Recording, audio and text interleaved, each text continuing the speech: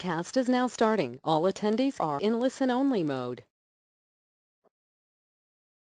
Good afternoon, everyone. Thank you for joining us. Hosting the call today is Simulations Plus's new CEO, Shawn O'Connor, and the company's CFO, John Kneisel. Before beginning, I'd like to remind everyone that with the exception of historical information, the matters discussed in this presentation are forward-looking statements that involve a number of risks and uncertainties. The actual results of the company could differ significantly from those statements. Factors that could cause or contribute to such differences include, but are not limited to, continuing demand for the company's products, competitive factors, the company's ability to finance future growth, the company's ability to produce and market new products in a timely fashion, the company's ability to continue to attract and retain skilled personnel, and the company's ability to sustain or improve current levels of productivity. Further information on the company's risk factors is contained in the company's quarterly and annual reports and filed with the Securities and Exchange Commission. With that said, I'd like to turn the call over to Shawn O'Connor. Shawn? Thank you, Cameron. As most of you know, I joined Simulations Plus as its CEO in late June of this year, succeeding its founding CEO, Walt Woltos, who remains with the company as its chairman of the board. I'd like to thank Walt for his assistance in the transition these last few months and for handing off to me a company as strong and sound as Simulations Plus is today. Since our last conference call, I have spent significant time getting to know the company, its products and services, its client base, and its employees. I've spent time in each of our primary locations, Lancaster, California, Buffalo, New York, and RTP in North Carolina, to meet and get to know our staff. There have been several key conferences in the past few months that have provided me with an opportunity to see our company's presence in the marketplace and meet many of our clients. And in October, we gathered the board of directors and executive management team as a group to discuss and review our business now and in the future. It has been a fast-paced but rewarding introduction to the world of Simulations Plus. On this call, I will briefly reintroduce myself for those that I have yet to meet or speak with. I will review some highlights of the company's performance in the fourth quarter and the full fiscal year 2018. And John Kneisel, our CFO, will provide a summary of the company's financial results in more detail. As many of you know, I have spent the last 15 plus years leading organizations in the pharmaceutical modeling and simulation software and services space. I was most recently the CEO of Untitled, a pioneer of quantitative systems pharmacology software and services to the pharmaceutical drug development market. Prior to Untitled, I was CEO of Farsight Corporation, a leading provider of PK/PD modeling software products and services for that same market. I have lived the evolution of in silico modeling in the pharmaceutical world. What began as a curiosity and was viewed with great skepticism eventually found its place with early adopters in the industry. As an understanding of the benefits of predictive analytics grew and early successes were registered, the search for application of modeling and simulation methodologies grew, broadened, and took hold. The curiosity of what is it transitioned to how and where can I apply it. Software applications, like those developed at Simulations Plus, were introduced to facilitate the methodologies. Industry began to invest in the approach. Regulatory acceptance was gained and adoption of modeling endorsed. Most importantly, the use of modeling and simulation has positively impacted the cost, timelines, and output of the drug development process. Today, there is growing momentum within the industry to adopt and apply model-based drug development in pharmaceutical drug development, drug safety and efficacy, and personalized medicine. Yet, its adoption, breadth of application, and impact still lies, for the most part, in our future. A recent report by Infinium Global Research on the computational biology market projected the market to grow at a compounded annual growth rate of 21% over the forecast period 2018 to 2024. The report included Simulations Plus in its portfolio of leaders in the space. With that as a backdrop, I am excited to leverage my many years of experience for the benefit of Simulation Plus shareholders. This is a wonderful opportunity to lead a strong, well-respected company that has played a leadership role in the story to date of model-based drug development in the pharmaceutical world. Simulation Plus's portfolio of modeling and simulation software products is excellent. GastroPlus is a gold standard product of choice in the pharmaceutical industry. It provides a strong foundation for a suite of software products that span the drug development continuum. The company has a wealth of skilled scientific talent with expertise across the various modalities of modeling techniques that support our clients in the delivery of service-based projects for our customers. And the organization has a proven track record of delivering new products through internal development, supplemented by selective strategic acquisitions to broaden our value to both clients and shareholders. Let me turn my attention to our fourth quarter and fiscal 2018 results. Excuse me. Simulations Plus delivered a record $29.6 million in revenue for fiscal year 2018, up 23% compared to the prior fiscal year. 57% of those revenues were sourced in software products, which grew 13% compared to 2017. 43% of those revenues were sourced in client services, which grew 38% compared to 2017. The fourth quarter of fiscal 2018 is the first quarter that DILIsym, acquired in June of 2017, is contributing in both the current and prior year comparison results. Additionally, we typically experience seasonality in our fourth quarters due to a slowdown in purchasing department and project activities at our clients during the summer months. Our 7% revenue growth in the fourth quarter of 2018 is in line with our historical annual revenue growth in the 10 to 15% range on an annual basis. Our gross margin and net income before taxes grew at 22% and 23% for the year. Our earnings per share grew 51.4% to 50 cents in 2018, with benefit beyond our good financial performance from the tax benefit recognized in the second quarter of 2018. The company generated $9.3 million of cash for the year and continued to return capital to shareholders through a quarterly dividend. Our Lancaster division revenues were up 13% year over year, reflecting 8% growth in software and a 70% increase in consulting services. This division of the company represented 59.2% of revenue and 71% of EBITDA for 2018. During the quarter, the division secured 2 additional FDA grants that fund further product enhancements that enhance the market for our software products. The division is experiencing high demand to support our clients on a project basis, leading to the continued strong growth of the service revenues in this division. Our Buffalo division revenues were up 8% year over year and are mostly consulting service based. The division of the company represented 26.5% of revenue and 17.9% of EBITDA for 2018.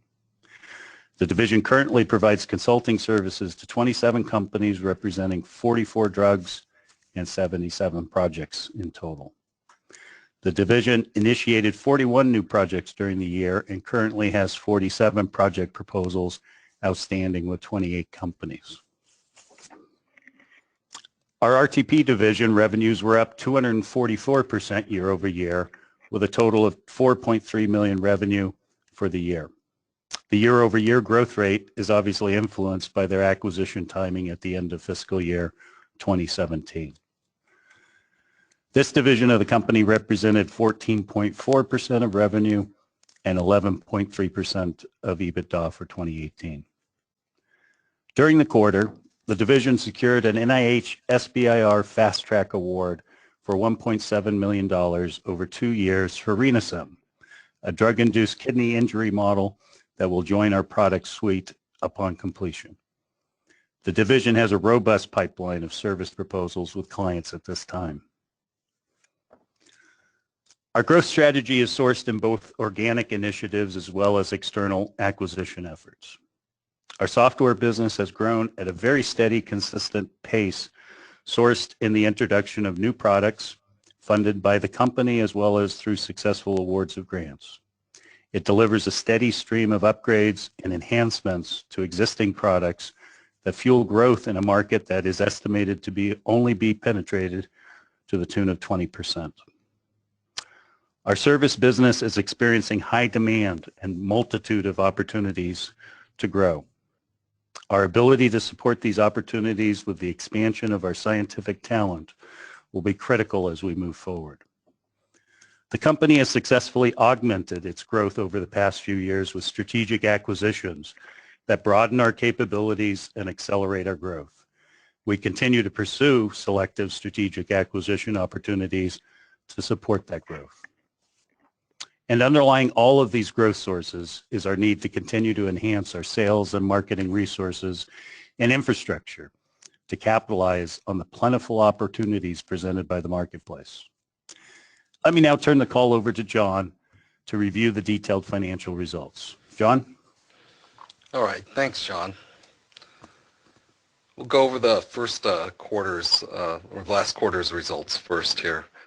Consolidated net revenues for our fourth quarter of fiscal year 2018 were up 6.7%, or approximately $400,000, to $6.7 million compared to $6.3 million for the prior year. By division, Lancaster revenues were up 13.4% to $3.3 million.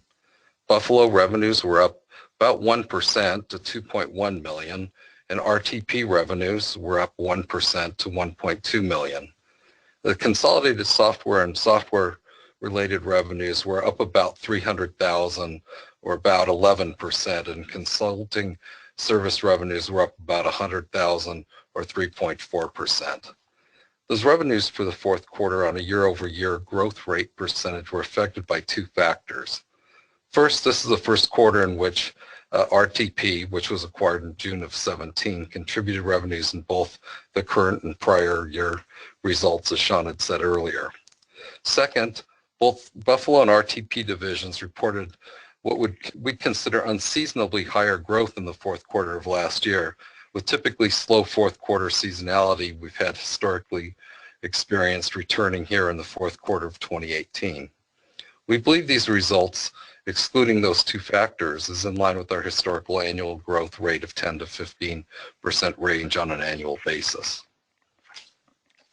Looking at gross profit, it increased by approximately $300,000, or 6.4%, from $4.3 million in the fourth quarter of fiscal 17 to $4.6 million this year. $200,000 of that increase was derived from our Lancaster division.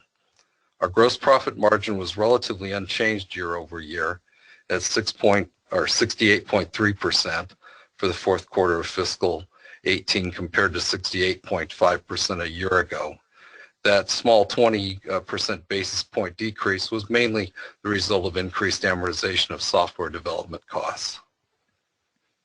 SG&A expenses decreased to $2.2 million, or 33.4% of revenue for the fourth quarter, a decrease of 8.2% compared to $2.4 million, or 38.8% of revenue in the fourth quarter of fiscal year 17.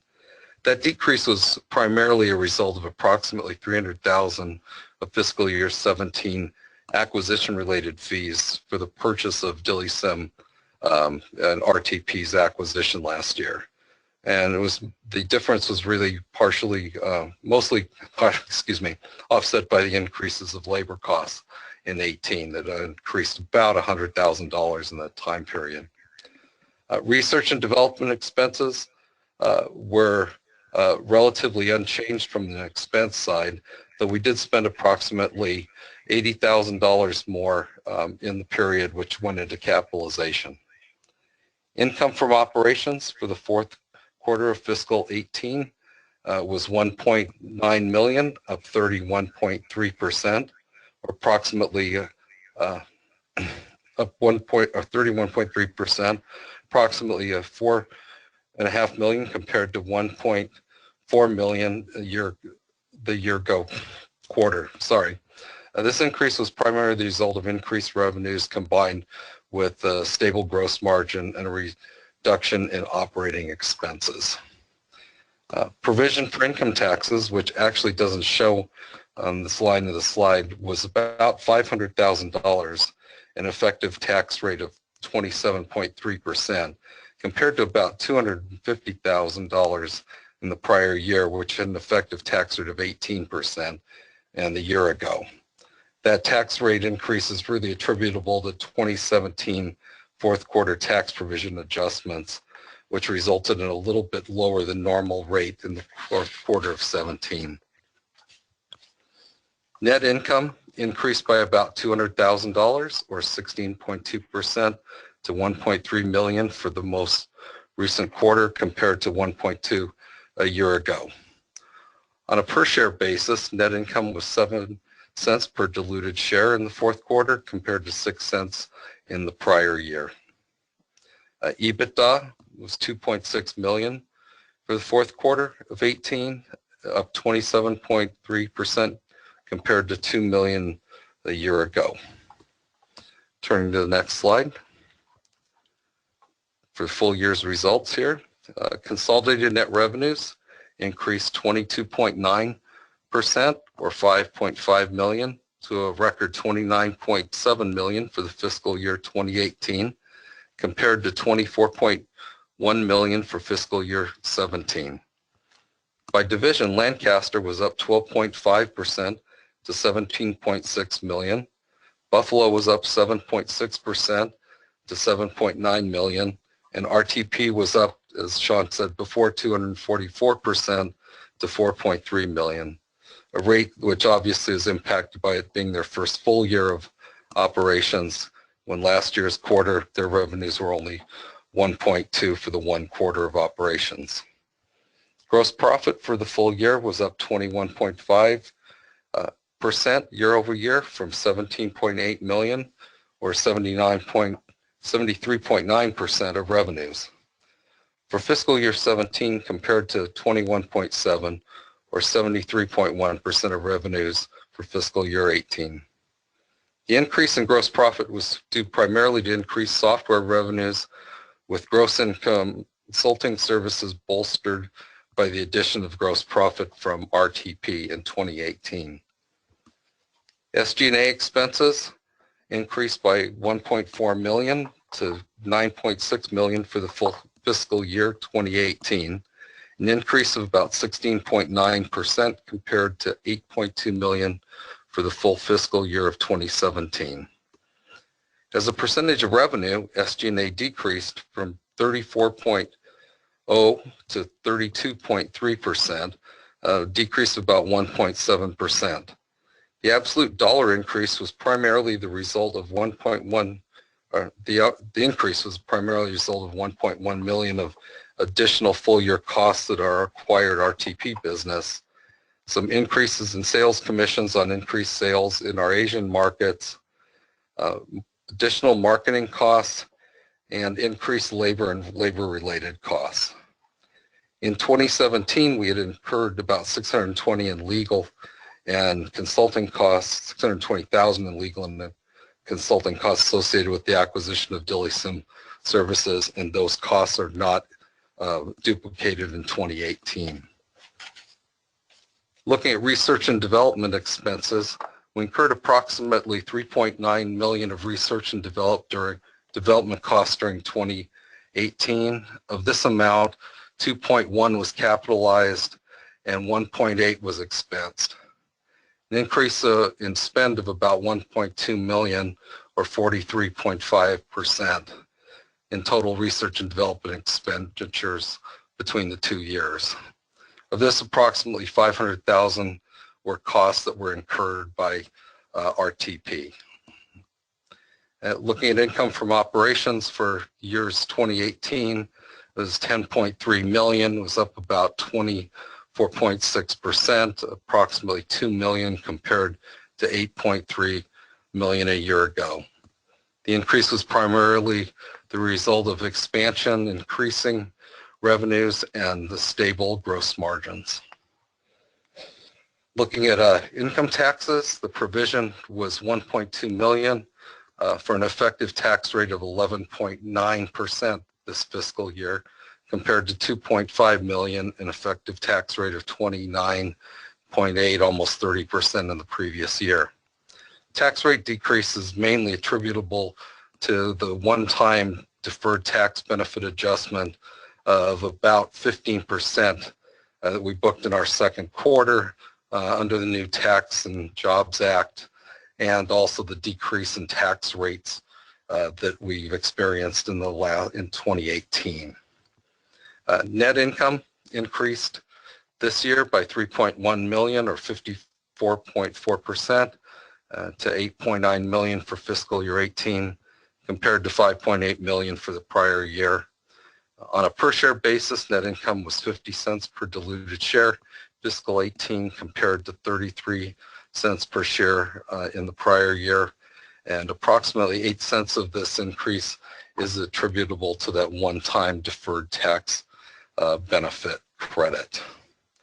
EBITDA was $13 million for fiscal year 18, and is up about 25% compared to $10.4 million in 17.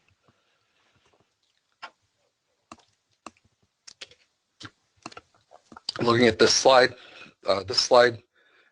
presents our revenue on a quarterly basis for the fiscal years 2015 through 2018. It illustrates the seasonality of the business, with our third quarter typically being our strongest, and shows a pattern of a drop-off in the fourth quarter, coinciding with a slowdown in our clients' purchasing and project activities during the summer months. It also shows that the fourth quarter of 17 reflected unseasonably high growth sourced in our Buffalo division, as well as the first quarter, including the results of our RTP division in June of 17. Discounting these factors, we believe that annual revenue for fiscal 18 is in line with our historical growth rates in the 10 to 15% range. On the next slide, we've provided a view of our income from operations by quarter for the last 4 fiscal years. Again, the slide illustrates a track record of increasing income from operations both year over year and sequentially through the first to third quarters, with the fourth quarter typically being the lightest of the year. Again, on this slide, we see a similar pattern of net income, with the third quarter typically being the strongest, and a decline between the third and fourth quarters. A relatively consistent growth each quarter over the last 4 years. You'll note that we've shaded the effect of the deferred tax benefit in the second quarter of the year, as it tends to skew the presentation without calling out that difference.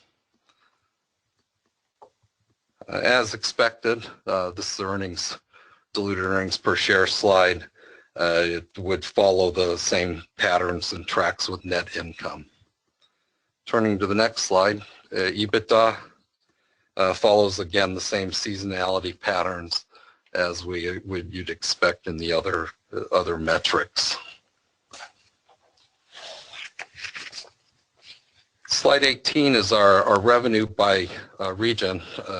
And while the majority of our revenues are North American based, you can see that Asia and Europe are actually a growing source of revenues for our company. Looking at slide 19, this one is a quarterly view of cash and cash outflows for dividends and acquisitions, and sort of the impact it's had on our cash balances over the last 5 fiscal years. Beginning with the second quarter of fiscal year 14 on the left, the blue bars at the bottom will illustrate our consistent dividend payouts. Beginning in the fiscal year 18, the board increased the quarterly dividend payment to 6 cents per share, up from 5 cents per share in fiscal year 17. And moving up the chart, the red bars indicate cash used for acquisitions. Spent nearly $13 million over the past 4 to 5 fiscal years. Most notably on this slide has been our ability to not only return cash to our shareholders and invest for through acquisitions, but maintain a healthy cash balance sheet with ample cash, and we've actually had no borrowed debt. Summary of our view of our balance sheet, few metrics here. Our year-over-year cash balance increased $3.2 million on solid operating cash flow of about $9.3 million. During fiscal year 18, we utilized about $4.1 million to fund quarterly dividend payments to our shareholders. Otherwise, we remain free of borrowed debt and continue to increase the overall book value of the company. Now I'll turn the call back to you, Shawn. Thanks, John. In conclusion, Simulations Plus has had a great fiscal year 2018. Modeling and simulation adoption and expansion in and positive impact on the pharmaceutical drug development process is advancing. The company continues to grow annually in double digits at both the top and bottom line. Demand in both the software and services side of our businesses are strong, and the company is positioning itself to capitalize on this market dynamic. I'm pleased to be on board and look forward to future reports to you in the coming quarters on progress with regard to the company and its future successes. With that, I'd be glad to field any questions you might have. Thank you. If you'd like to ask a question, you can click your hand raise icon, and that will be a live audio call, or alternatively, you can simply submit your question online, and we'll be walking through those. Please give us 1 minute to pull for the questions.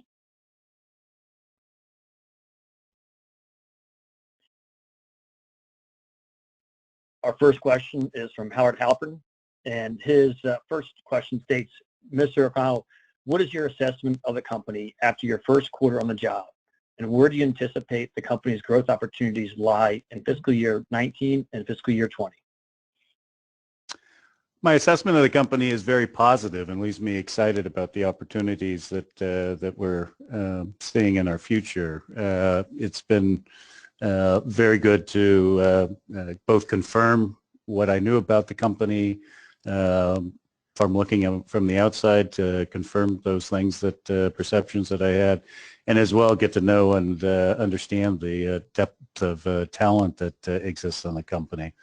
The software side of the business, that was the origin of the company, is very strong and deep in its scientific prowess and skill, and its track record of delivering very consistent upgrades and updates and new features to the portfolio of software products speaks for itself, and keeps its portfolio of products at the cutting edge and of great value to our clients.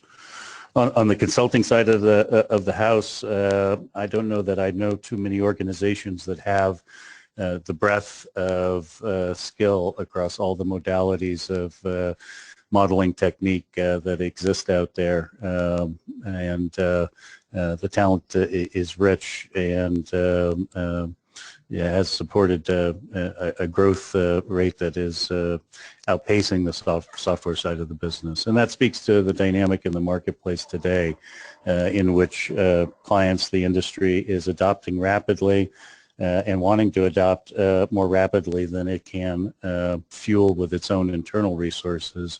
And therefore, we see our clients reaching out more and more outside their walls to organizations such as Simulations Plus to perform projects on their behalf to implement model-based techniques in the drug development process. So, when I look out in terms of where this growth is going to come out in 19 and in 20, the years ahead of us, I see growth coming from both sides of the business, the software side, both in terms of its continued growth of its existing products. As I indicated in my presentation, we really estimate that we're only about 20% penetrated with our existing software products. We will look and identify internally investments to make in new products, and as well the opportunity to acquire and add to the portfolio on the software side will be an option available to us. That growth in the software business can come from both deeper penetration in where we are at today, cheminformatics, deeper penetration in terms of more features, functionalities, and software tools in that space, as well as an expansion of the software portfolio to more broadly cover both the discovery and clinical and the whole continuum of the drug development process. On the consulting side, we have, as I mentioned, skills across the spectrum of modalities, modeling techniques, and our ability there to grow and meet the demand is really going to be gauged by our ability to attract more and more talent into that side of our business. The demand is high, and so the challenge will be to present ourselves in the marketplace in a coordinated fashion and be able to staff up that side of our business in order to support a very accelerated growth rate on that side of our business. So hopefully that addresses your question. And just as a follow-up to that question, over the next few years, do you anticipate a revenue mix shift towards consulting services versus software? Can it get to a 50-50 mix?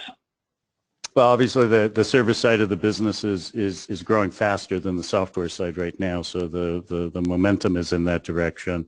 Ultimately, having a balanced mix between the two and enjoying the benefits of a profitable software model compared to the service side of the business keeps us focused on keeping that mix level. So that our profitability is not affected.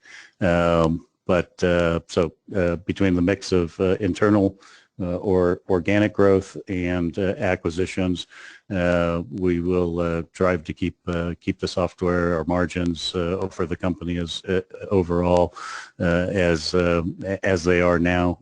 But certainly the demand right now on the service side is driving that side of our business faster. Great. The next question is on PK Plus. What does the sales pipeline look for PK Plus, and when might a ramp in orders occur? Well, we've seen some uptick in terms of the activity there in the fourth quarter, but it still does remain a small portion of our business. It's a product that's introduced into a space in terms of the client's use of that product, heavily process-defined space. Pharmaceutical companies install software products and build standard operating procedures, SOPs, around the products that they use, and to displace an existing product with a new product tends to be a long sales cycle process because there's a domino effect in terms of the work effort in our clients in that regard. PK Plus has application elsewhere outside of that SOP environment, and we're certainly focused in there to sell through. We're seeing an uptick, and yet it's still a small piece of our business at this point in time. The next question, is there anything to report on progress being made on your AI projects or error modeler or MRI modeler, or any additional opportunities for new products? Well, my comment in that space would be that we've put our best man on the job. Walt has taken on a role in terms of exploring areas in which we might be able to apply our existing IP and know-how. We have successfully accomplished in the data mining space and the machine learning space, I should say, and AI space, some success in our existing products, and the opportunity to leverage that into new areas. Aero Modeler and in the MRI were projects of the past that we're looking as to how we could leverage those. or other applications of our technology. And nothing to report at this stage, but the success we've had in the past in that area certainly should support an opportunity for us to be successful and extend that into the future. The next question is, what type of traction are your simulation software products seen in non-pharmaceutical customers, and what is the growth potential? We have some success. We've always had, as I understand it, historically some success in that regard. And last year, our software sales outside of the pharmaceutical, biotech, generics space, our revenues that grew there 20% year over year. But again, that is a small portion. It only represents 5-6% of our total software revenue. So the opportunity exists, but our organization is disproportionately very focused on our pharma clients, and most of our growth, I would believe, will come from that space. Thank you. The next question, can you offer anticipated tax rate range for fiscal year 19? Oh boy, I'm going to hand that one off to John. No problem, Shawn. Yeah, I think we're looking somewhere in the low to close to mid 20% range. Our tax credits, as our income has grown, have less and less of an effect. So expecting somewhere around a 24-25% rate this next year, depending on where some of those credits and some of those numbers land. Thank you, John. Next question, is there a target cash balance? Well, we certainly have forecasts and plans as we look out into the future, and they output a likely cash that would be generated from that outlook. We don't specifically identify cash as being a primary target for the business. Thank you. The next question, how is the hiring and retaining of scientists progressing? It's an area of focus for us right now. The company has a tremendous retention record. The population of scientific talent with the organization has a longevity to it that speaks well to the company. And we've had success during the 2018 timeframe in terms of growing that talent inside the organization. As I indicated before, our ability to support the growth, the demand that we're seeing on the services side will require us to be that much more successful as we move into the coming years. So it's a highlighted focus area for us at this point in time. Thank you. And at this point, we have no additional questions. Shawn, I'll turn it back over to you for closing comments. Well, I appreciate everyone's interest in joining the call today. I've enjoyed my first months with the organization, and look forward to speaking with you in the coming months and reporting successes of the company as we move forward. Thank you. Thank you all very much.